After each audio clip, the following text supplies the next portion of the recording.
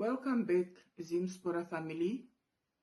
After my last video, many of you reached out, some publicly, some privately. The response made me realize that there was a part I didn't say. Not because it wasn't important, but because it's not easy to put into words. Today, I want to talk about that part honestly and calmly. This is not advice, family. This is not politics. It's simply human conversation. If you have ever felt torn between staying and going back home, this video is for you.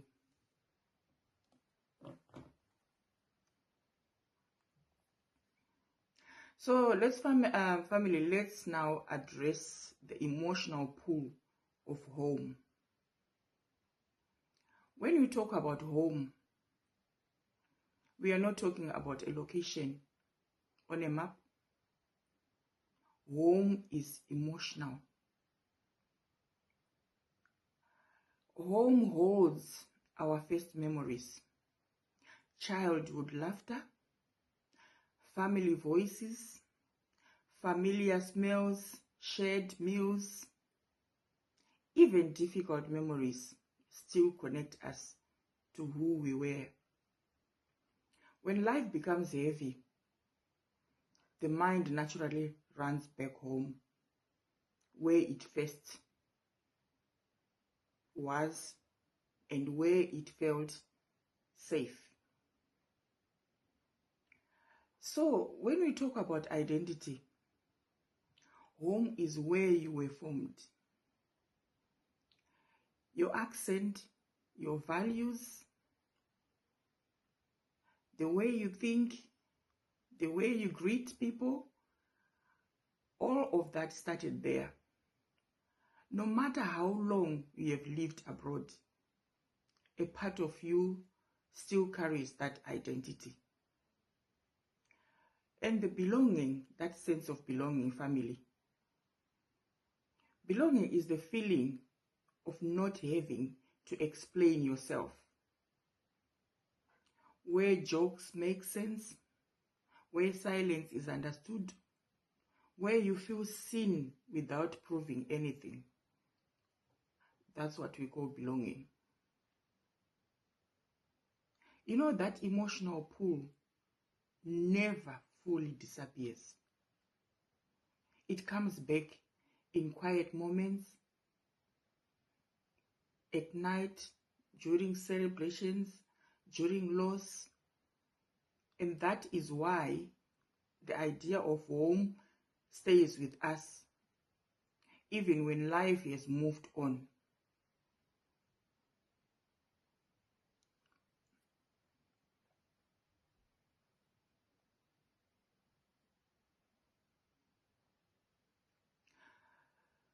But alongside that poor family, there is also fear.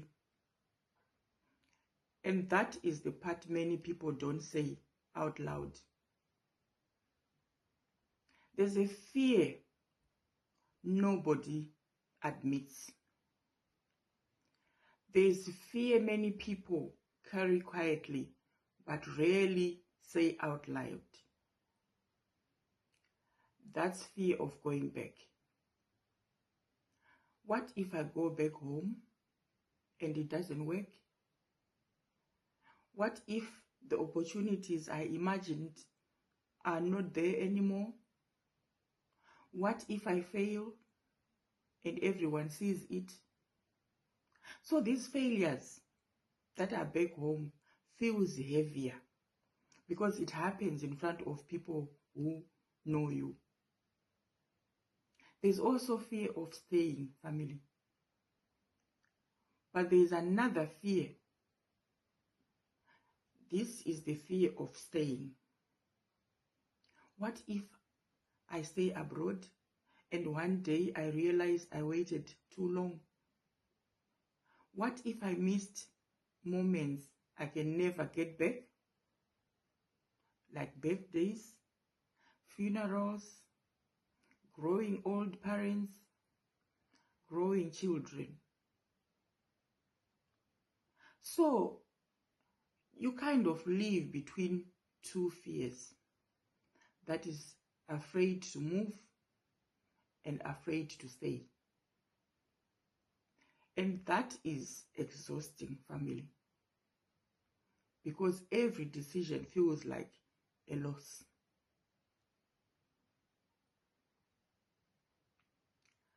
So there is a kind of a gentle truth here. This fear doesn't mean weakness. It means you care deeply. It means your heart is in two places. And when fear stays too long, it often turns into pressure. Pressure to prove something to yourself and to others. So now here we are talking of pressure versus peace, family. Over time, fear often turns into pressure. Pressure from expectations, pressure to succeed, pressure to send money, pressure to show progress, pressure to look like you, and pressure to make like you made the right decision. Sometimes the pressure doesn't even come from people speaking. It comes from what we think they expect from us. So it's us, our minds, what we think these people around us are expecting from us. And that's the pressure.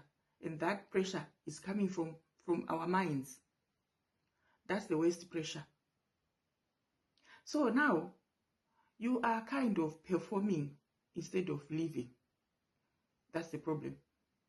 Instead of living, family, we end up performing because of the mind. You start performing success instead of living in peace. Smiling when you are tired. Saying, I'm fine, when you are not. And slowly, peace becomes something you postpone. I will rest later. I will be happy later. And that's the quiet cost. But pressure is loud and peace is quiet. And when pressure stays too long, it drains you, family. It drains you. You can have money and still feel empty. You can have stability and still feel restless. So, family, here is a gentle realization. At some point, many people start asking a dangerous but honest question. Am I building life? Or am I just meeting expectations? And that question often leads to another struggle, the struggle of identity, family.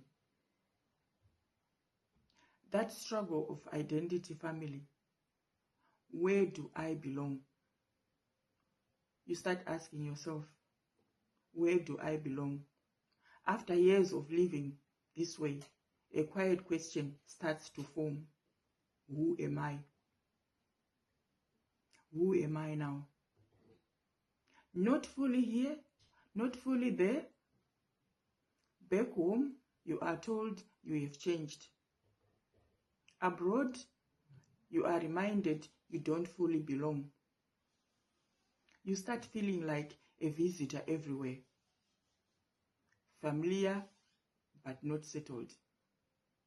Yes, you will be familiar, but you're not settled. So you lose simple language. Even language begins to shift. Some words don't come as easily as anymore. Some jokes don't land the same way. And that can feel really painful, family, because language is part of identity. Living in between, it's like you're living in between. So you live in between the two worlds. That's the feeling. You're living between the two worlds. Too foreign for home and too different abroad. And people rarely talk about how lonely that space can be. People don't talk about it, family. They don't. But now we need to accept. We need to accept, family. Here is the quiet truth. Identity doesn't disappear. It evolves. You don't lose who you are. You become more layered. And when you finally accept that something changes, at some point, something softens. You realize there isn't one answer. Some people will go back. They go back home and thrive. And others will stay abroad and build meaningful lives. Neither is failure. Neither is success by default. So timing matters, family. Timing really, really matters. The same decision can mean different things at different times. What works now may not work later. And that's okay. That's okay, family. It may work now, but it may not work later. It's still okay. Acceptance is choosing peace over proof. Choosing honesty over performance.